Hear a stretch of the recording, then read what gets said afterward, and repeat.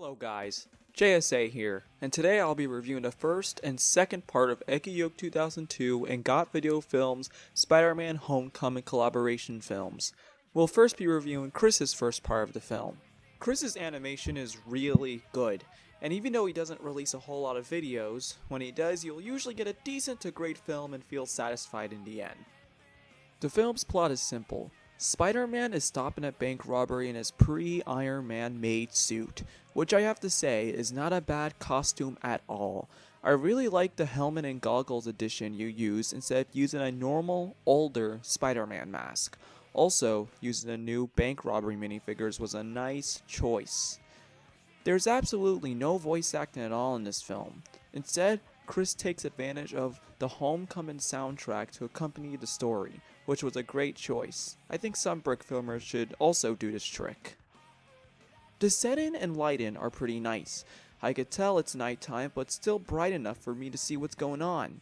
The effects, even though there aren't many, are pretty cool too. Even though I enjoyed this film, I felt like a couple of stuff were lacking, like Iron Man coming in and saving him from a couple of bank robbers, which I thought was pretty stupid. But you have to have Iron Man in the film in some shape or form. Maybe you could have called him after Parker finished beating up the bank robbers.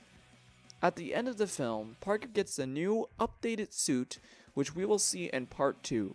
But before we get to Calvin's part, let's give my final rating.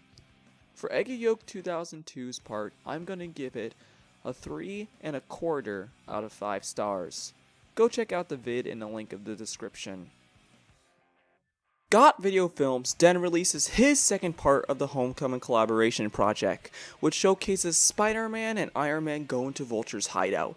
Instead of using the new Vulture wings, Calvin uses the old Vulture ones, which I think is a good choice as the new one is extremely bulky and hard to animate with. Iron Man gets taken out fairly quickly, and now it's just Spider-Man and the Vulture. Calvin uses the climactic part of the Homecoming soundtrack as Spider-Man and the Vulture duke it out. He also uses a different type of fight method here, showing Spider-Man throwing punches and then Vulture reacting, so they're not actually hitting each other. The sets were nothing special in this vid, but I'll let it slide. Vulture rips off the mask of Spider-Man and for some reason he beats him up with his own mask. Iron Man saves the day once again even though he's not even in his suit. He picks up the blaster gun and shoots Vulture's mask with it, knocking him out. The film then ends with Spidey and Stark staring at Vulture unmasked. The film wasn't as good as Chris's film, but was still able to hold its own, so I'm going to give it a 2.75 out of 5, which is slightly above average. For both of these films, the final rating I'll give it will be a 3 out of 5. I felt it would be a higher rating, but I just didn't like Iron Man saving Parker on both occasions when he could have clearly figured it out himself. Even with the new suit he got from Stark, he still needed Iron Man coming in and saving him.